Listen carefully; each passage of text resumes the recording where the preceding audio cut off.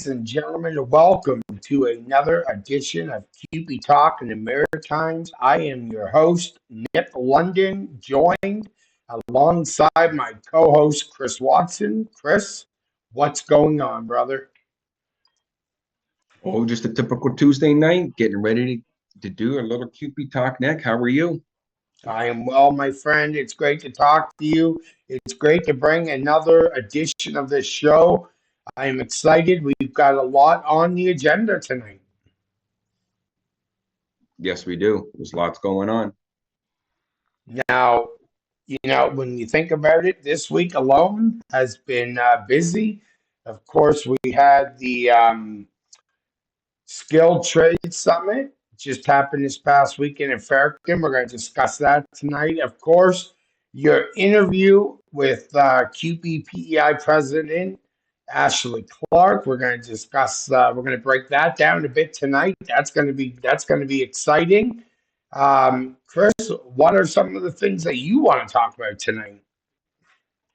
Well, some of the things I'd like to talk about are obviously the interview with Ashley and some of the things that are going on over in Prince Edward Island. They have quite a bit of issues over there, going all the way from government to privatization to designations to inability to strikes. And then we have obviously, you just touched on it there, our skilled trade summit that we just had here in New Brunswick. We have tariffs going on from our neighbors. We have just all kinds of interesting things to talk about this evening. Well, I'm going to tell you, I'm going to get right to it. I'm going to air the conversation that you had with QB PEI President Ashley Clark. So we'll be right back. Chris Watson here, QP Talk in the Maritimes. I'm here with Ashley Clark, Provincial President for QPPEI. Ashley, what are your top goals going into 2025? Well, there's never any shortage of goals that we always have. But for QPPEI, we have our anti-privatization initiative that we've got going on. We are building a coalition of like-minded organizations on the island who are all struggling with the terrible decisions our governments are making and contracting out and offering money to the private sector instead of investing it in the public sector where it belongs. So that's one of our big goals this year, is to grow that coalition, push that coalition, and advance the rights of the public sector and investments in the public sector. Of course, we're always trying to build connections and solidarity with our workers across the island. And I think that for us, one of the biggest challenges that we have facing us is kind of the third goal, which is to really figure out a way to work with our government when we don't have the right to strike. So on Prince Edward Island, our legislation is actually quite limiting all education workers, all healthcare workers, in addition to your kind of typical, police, fire, ambulance, whatever, they're designated 100% essential workers, and we do not have the right to strike.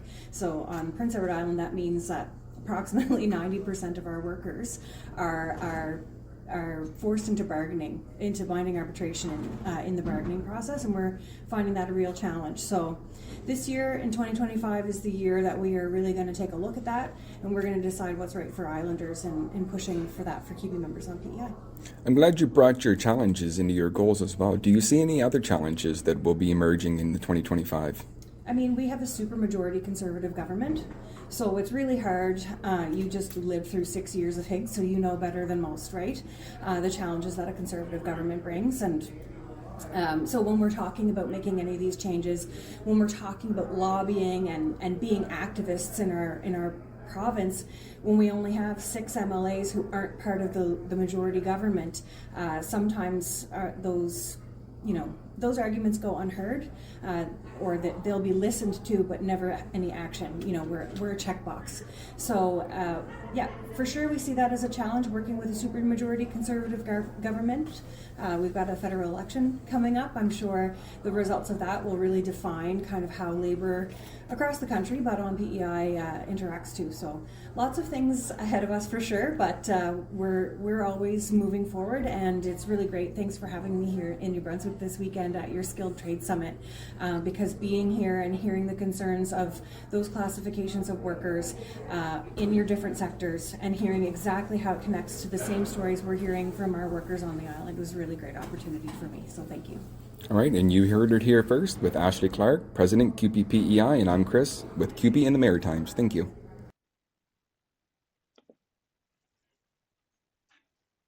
Okay, we're back here on CUPE Talking the Maritimes, and that was my host, Chris Watson, chatting with the CUPE PEI President, Ashley Clark. Number one, Chris, great interview. What was your takeaways from that? Well, one of my biggest takeaways for sure, as sitting as a member of the Anti-Privatization Committee for CUPE National and representing New Brunswick, was about the privatization piece. Privatization is something that I take very serious. And, for those who don't know what privatization is, it is the transfer of services or functions and responsibilities from the government or another public body to the private sector or a for-profit maker. So what it is you get a company that's coming in looking to make a profit. They'll come in, do all the dirty work, and then it's up to you to pay them an astronomical fee for an X amount of years for that, while you continue to maintain those services as well. So we don't like it, we don't want it, and I wish them well against their fight. And one thing I will say that CUPE has done that's really good is on their website at cupe.ca, you'll be able to find a guide for early warning signs. And it's a guide to help you try to stop privatization before it even starts. So I encourage everybody to go on there, download a copy. You can order copies of it. Let's stop it before it even starts. Let's talk a little bit about it. I have major issues with privatization. My biggest thing is their pocketbooks, and they love that stuff. And I'm a really big believer in public sector, public service. My biggest thing is you answer to the public. Okay. And that to me is huge because I work for the people. Very proud of what I do. As a member of CUPE Local 380, the bus drivers, trades, and custodians, which is funny, I would say custodians last. I'm the custodian, very proud. But when I think of privatization, that hurts. I don't like that. I'm like you. I stand against it. Um, so I guess at the end of the day, long win. Don't mean to be, but like, just it's wrong. It's wrong in every way possible. Absolutely. And I know we said about the CUPE Trade Summit, and we'll really talk a little bit more about that later on. But I will say that that was one of the concerns that was addressed at that summit from a lot of our trades workers, was about the privatization that they're seeing in their sectors. It is out there, it's ugly, and we need to figure out a way on how to bring those services back in-house. And there is a literature again on the cupe.ca. You can find a lot of things on there that's going to be useful, but there's also things about bringing services back in-house. And when we bring those services back in-house, it does call for success, and we need to celebrate those successes too. So if you do have successful stories and you want us to talk about those, send us those. 100%. We are very much for the public. And, one of the things I want to talk about was during your discussion, um, you guys talked about 90% of all PEI, they're not able to strike. And I want to hear your opinion, your thoughts on that situation. Well, being approximately 90% designated poses a lot of struggles. As you know, when a union and then the employer can't come to an agreement, usually one of the last courses of action is the ability to go on strike and withdraw your services. It's not something that you like to do. Obviously, it puts a strain on the employer and it puts a strain on the work, but it really puts a strain on the person going on strike as well and their families, right? Because you're not making that rate of pay. You are taking a reduced strike pay. So your bills and everything take a hit too. So when you withdraw those services, it's because you feel very strongly about what that issue is that took you on strike. So not having that ability, obviously, it makes things a little bit more difficult. So like Ashley referred to having to go to binding arbitration, which is a decision or agreement that you must follow. For example, the sections or wording of a collective agreement are binding on the employer and the union, and a grievance settlement or an arbitration decisions are binding of the employer, the union, and any affected employees. So really, at the end of the day, somebody else is going to dictate what your contract's going to be in the end. So it kind of takes away from the collective bargaining process if you don't have the ability to come to an agreement at the table. One of the things that I had mentioned to you yesterday was I had seen on social media that Sandy Harding was over in PEI, Charlottetown to be exact, and she had posted on social media about locals supporting locals and how happy that made her. Chris, explain to the listeners why that is so important and why that would put a smile on, people's faces. So it's important for locals to support locals, and it's just one word: solidarity. At the end of the day, we always talk about solidarity, and an injury to one is an injury to all. So, when you have a specific sector or local having an issue, it's important to get out there and support them, because at the end of the day, solidarity is our greatest strength. I can think back of when we had the covered bridge chip workers up there fighting for their first collective agreement up in Heartland with UFCW 1288P. And they were a minimal local. Maybe they had 2, 3, 4 people maybe on the lines, and they're way up there out of the way. Nobody even sees them, and the morale was low. And we packed up the whole CUPE New Brunswick convention, loaded ourselves in buses, and we bussed ourselves up to that picket line, and we showed support for those workers. And those workers said that that was one of the turnaround points that was able to carry them to keep fighting and get that first contract. So when you have locals supporting locals, sectors supporting sectors, organizations supporting organizations, when labor comes together, we're a force to be reckoned with, and we can't be beaten. That's great. That well said. It's funny because you have so many stories you can tell, and sometimes when you get going, you tell a lot of stories, and I love that because some of it I know, some of it I don't, but a lot of it is my first time hearing some of the stuff, and I like that. One of the big things that really caught me during that interview was majority government, conservatives. We just went through our thing. We get it. What is some of the factors that happen and can cause issues when you have a majority government? So when you have a majority government, especially if they have an agenda to cut jobs, to privatize jobs, uh, to really attack the public service, it poses major issues because there's nothing really stopping them at the end of the day. So our greatest strength at that time is our activism. It's important to talk to the MLAs and make your voices heard, because at the end of the day, if you cannot get any of the MLAs, to understand what it is that that you're fighting for, then they're just going to be able to push bills through and do whatever they want to do in the legislature. So when you have a majority government that's going to work against you, like a conservative government, like we had a conservative government that worked against us, and it sounds like in Prince Edward Island they have a conservative government working against them. So when you have that, it makes things extremely difficult. before we go for break, I do want to touch on Ashley Clark, the president of CUPE PEI. The interview was great.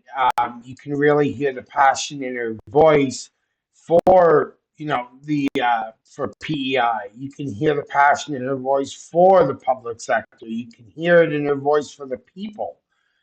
And I think that says a lot because she is under tremendous stress, yet still, she too solidarity, and that's where it's at. She was here recently at the Skill Trade Summit, which is where that interview had taken place, but was there to talk to people and there to give a speech, speak about different things going on over there and the importance of trades and all that stuff, which to me is super serious right now. Like, I'm not, I know that, lack of a better term, but it's so serious of what is going on right now with the trades and getting them where they should be. And we're going to get there. I know that. But how great was it for you to sit down with Ashley and have these conversations? No, it was really it was a pleasure to meet Ashley, and she got up and she addressed the delegates at that summit, and she really grabbed all the attention in that room. Everybody was super supportive. She was super supportive. She brought an amazing energy. She talked about the issues that are going on over Prince Edward Island. She talked about the issues that are going on here in New Brunswick. I couldn't be more happier to work with such a strong leader in Prince Edward Island here on CUPE Talk. And I think that she is the right person that's there right now to get this job done as they continue these fights that she had spoke about in that interview. So I want to say this literally just clicked on me right now as we're doing this. I met Ashley Clark, and I don't even know if Ashley recalls it, but during a solidarity rally that we had up in Fredericton, New Brunswick, I think it was back in May. Don't quote me, but I think it was around May. And she spoke. And I remember, I think it was Brother Wes Wills who said, listen to her. She's just, the positivity just pours off her. Anyway, when she was done, I actually went to find her because I just want to shake her hand and say, like, your energy was just unbelievable. And I don't know why I bring that up now, but it just all this talk about Ashley that you and I've had since your interview. And it just dawned on me right now. I met her. And I remember now where I met her. And anyway, like I said, it didn't have anything to do with what's happening today. Right. And that's one thing I can honestly say about CUPE and its leadership. They go above and beyond and they bring such passion, not just here in CUPE and our CUPE Maritimes, but from coast to coast to coast. We have our General Vice President, Sherry Hilliard, come down from CUPE Newfoundland and Labrador, and she brings an amazing energy as well, and passion. And so that's one thing I will say about CUPE as a whole, over 750,000 members across Canada, amazing leadership. And I couldn't be more proud to be part of such a strong union. I love it. Hang tight. We're going to take a quick break. When we come back, I want to talk about tariffs and obviously the effect that has here in New Brunswick, but also on Prince Edward Island. So we'll be right back after this, guys.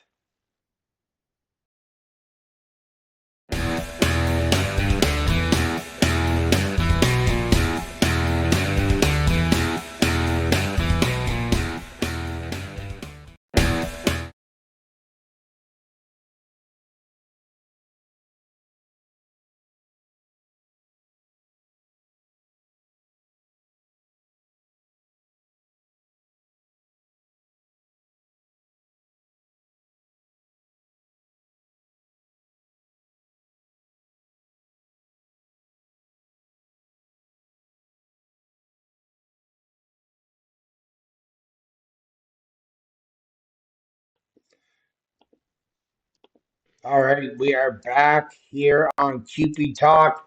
We're having a full-fledged conversation about Prince Edward Island, and of course, it was a rocky weekend. I think that's a fair statement with everything going on with our neighbors. And one thing I want to talk about is 25%. Susan Holt stepping up, and I want to talk a bit about the effects it can have on Prince Edward Island. It can have here in New Brunswick, and have all over Canada. So let's break that down. We'll start with PEI. Chris, what kind of effect does that have on the Islanders? Well, and speaking just, from my own kind of a point of view, uh, I think of one of the biggest exports that Prince Edward Island has, is their potatoes, things like that. And that's what it really comes down to, right? Is the import export. And, a lot of goods go over there. And, with that 25% tariff, it's going to pose a risk of a lot of jobs, and that's one thing we can't afford. Canada, New Brunswick, Prince Edward Island, everywhere. We can't afford more job loss. We've been cut to the bone as it is.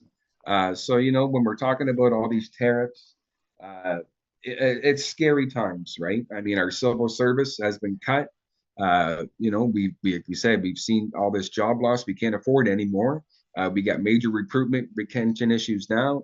We got workers that are already living in poverty while working 40 hours a week and sometimes having to rely on the food banks. We don't know what long-term effect it's going to have in our economy. And our members just, they don't deserve to live in that fear. I had a meeting the other night with the CLC, and there's already talks in some parts of Canada where workers are already selling their homes because they're scared. So when we talk about this, tariffs, and we see everybody pulling the American liquor off the shelves, that's a very good move. And it's nice to see the shift. I'm seeing it online where we're talking about buy Canadian, and so it's nice to see everybody kind of having that sort of a mentality. I did watch CTV the other night. Now I'm just going to quote CTV, but CTV reports said that Trump's numbers aren't accurate. That the deficit, they say, is roughly around 40 billion. And they were talking about if you pull the electricity out, it could possibly be in a surplus. So, one of the things we just need to shift, as Sandy always says, we need to pivot. We had some plans on some of the reactions and what we're going to do and what we're going to say, but now there's a pause on it. So we have to regroup as labor and figure out what the next steps are going to be. I myself, as the New Brunswick Federation of Labor president, put a request out to Susan Holt to sit down and have a meeting and have some discussion on what that's going to look like here in the province and what kind of effect she thinks it's going to have on workers. And I'll give her some of our perspective and some of our concerns on things as well. But one thing I do want to say to everybody that, we need to stand shoulder to shoulder and show solidarity. And it's not a time to panic, but it's a time to unite. It's a great line. I love it. It isn't a time to panic. It really isn't. We unite and we move forward as we always do. And you don't step backwards, only go forwards. End of story. Now, I do want to just break down a little bit here, like you brought up Susan Hall with the liquor stores and removing the American products. I just kind of want your first initial shock when you had heard that, hey, she's following suit with the rest of Canada. What went through your head when that announcement came out just yesterday? Well, yesterday it was funny. I was trying to work and glued to the TV at the same time, so there was just so much going on all at once. But I was pleased to see that she was showing solidarity amongst the other provinces in supporting Canada ultimately, and making that decision. So I was really pleased to see that decision be made. Yeah, I was too. I think it was the right call, and it was the right call for all New Brunswickers, I believe. and we were very proud of that. Right. And when we're talking about buy Canadian and things, take a look around and too. I encourage a lot of people, there's a lot of different products that I know are made right here in New Brunswick. I posted one on my Facebook the other night. I bought a Bonte Donair kit for supper for me and my daughter. And that's made right here in New Brunswick by the wonderful brothers, sisters, comrades at BCTGM Local 406, the Bakery, Confectionery, Tobacco Grain Millers Union. And like I said in my address to the delegates at the Trade Summit, that is how us union leaders keep our minds sharp. We don't do crossword puzzles. We memorize different local union acronyms, because that one is a Well tongue twister. said, brother. Well said. Well done. Okay, but we ain't leaving on that note. We're definitely going to cover the trade summit. I think, in all fairness, why don't we play the video that I made up for the CUPE Skilled Trade Summit that happened this past weekend in Fredericton, New Brunswick.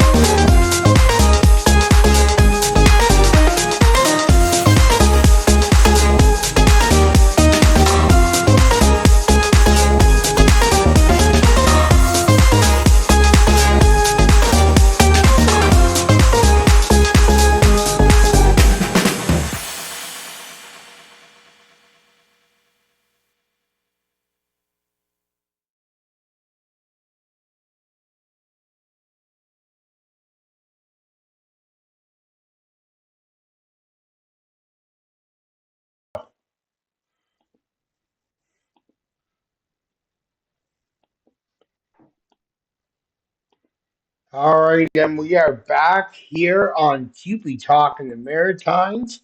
That was your Skilled Trade Summit, first ever, held right here in New Brunswick, Fredericton. Uh, Chris, I wasn't there. Give me your takeaways, brother. It was a very, I'll say, historic event, as it was the very first CUPE Skilled Trade Summit. And I'm very proud that it was here in New Brunswick. It was well attended, and I will say that too, it wasn't on a weekday. The people that attended this gave up their own time to attend it, as it was on a Friday evening, Saturday, and a Sunday. So it was very nice to see the level of activism coming from these members that attended it. There was about 150 people, and I feel like they left with a little bit more knowledge, and they left us with a little bit more knowledge. Actually, I'll say with a lot more knowledge. They left us knowing what their issues are. They left us knowing that, as we spoke earlier about privatization, we know now that they have privatization issues. We know, obviously, we knew severely underpaid, undervalued. So, there was lots of other things that were mentioned. I'll leave that up to Sandy and Steve to talk about as their takeaways a little bit later. But ultimately it was really, really good. I was there. I had the pleasure to be there to bring greetings on behalf of the New Brunswick Federation of Labor. And when we talk about members supporting members and locals supporting locals and groups supporting groups, we also had Brother Mark Hancock, our national president, was there, who flew in. I think she might have been the night before or the morning of. He's such a busy guy, honestly. He makes the time for the members. But so Mark was here and he addressed everybody and even had the opportunity to sit down with Susan Holt. I'll touch on that in a second as well. But more importantly, Sister Sherry Hillier was also there, another member of the National Executive Board, General Vice President for the Eastern Bloc, representing Nova Scotia, Newfoundland and Labrador, New Brunswick, and Prince Edward Island. She was there to bring another greeting and a tremendous amount of energy, just like Ashley did to the room. So it was a very well-attended event. And like I said, Susan Holt. So Susan Holt was there as well. And she also brought greetings to everyone. And I will say that this was also historic, as she is the very first sitting premier to actually attend a live CUPE event in roughly 20 years. So that was very nice to have her there.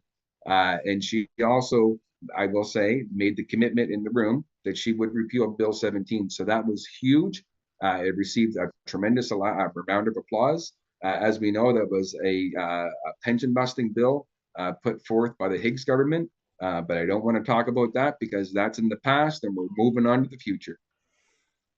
I love it. I love it. Couldn't agree more. Moving on with the future. We're not going backwards. Let's talk about that. Historic, I'd say. Damn near, if not a little more than 20 years. They're sitting down with our national president, someone we both look up to. And, I would bet from your point of view, you were one happy guy. Yeah, no, I was. No doubt at all. Tell me, you got greetings from Candice Rennick, who I Yes, just we did. find she just lights up a room. I really do. I think she's so kind and her voice is so powerful. How great is that? You know what? It was really nice too. And that's the thing about Candice. I mean, Candice couldn't be there in person, but she always takes the time to do something. If she can't be there in person, she does it virtually. And she has a way of even coming through a video screen and making you feel really good and making you feel really welcomed and just you feel her words. They speak to you. Thank you, Candice, for providing that video and addressing the delegates at this Skilled Trade Summit this past weekend. Absolutely. Now, Chris, what was the atmosphere like? I mean, there were a lot of tradesmen there, a lot of guys who work very hard, and we know because we work with some of them. I do want to say a shout out. I can only give it to Rick Learmont, who had some positive things to say about the summit. It was great to hear his takeaway. And Darcy Barker, I can only speak because they are in our local and they gave a report on how they made out. And I can only speak from them. But it sounds like it was a tremendous event all around. What was your takeaway? So I'll just say my takeaway. My takeaway for sure, I would say is we know now in concrete what the issues are. So we know what we need to do at these bargaining tables to make these workers feel valued, to solidify solidarity. They talked about being a minority, and this is one of the things that spoke to me. And I touched on this at our local meeting last night. That the trades workers feel like they're the minorities in our locals. And you know what? When we think about who we represent, like I think about our local NEC alone. When we got custodians, we have bus drivers, and we have maintenance workers. The maintenance trades workers are the minority in the local, right? So in order for them to make any gains, at the bargaining tables and at things like that, is they need our support. And that's what it comes down to again, when Sandy says, you know, members supporting members, locals supporting locals, you know. So when we have these minority groups within our locals, it's very important that we speak up and that we fight for better wages, better language, better protection against privatization. You know, it's important that we fight for them because, you know, at the end of the day, too, as our trades workers, when it comes to strikes and things, a lot of them are designated. So a lot of them don't even have the ability to strike. So whatever we do ultimately impacts them while they're in doing the work so that we can have a place to come back to after I'll say, after we win on the picket lines. That's right. Couldn't agree more. I love that. Let's as we wind down for tonight, I want to talk about something you said earlier about I will let Steve and Sandy touch on that, which I think you can let the cat out of the bag. I think that is a safe bet. I want to give that to you. So maybe let the people know what's coming up, and maybe not next week's show, but definitely coming up in the very near future. So we have some exciting news. You know, we did have that wonderful interview with Ashley Clark, but our next interviews are going to be with Sandy Harding, who is the Maritimes Regional Director. And we're going to be also having an interview with Brother Stephen Drost, who's the CUPE New Brunswick president. And we're going to get their perspective and their takeaways on the weekend that just happened at the CUPE Skilled Trade Summit. And we'll talk about issues that are going to be going on in New Brunswick as well and get their takeaway on that and what their outlook is for 2025. This is an amazing show, isn't it? I mean, where else can you sit down, have discussions about the labor movement, and just enjoy the time that we all have together on here, but also the time we have together with everyone out and about during work hours and just out in the public. I think it's great. Chris, I know you often like to leave us with sometimes you have a quote, sometimes you have something you want to say. So I want to put the floor to you and let you say goodbye to everybody. And obviously, just from me, I like to say that's it. We're done. We're gone.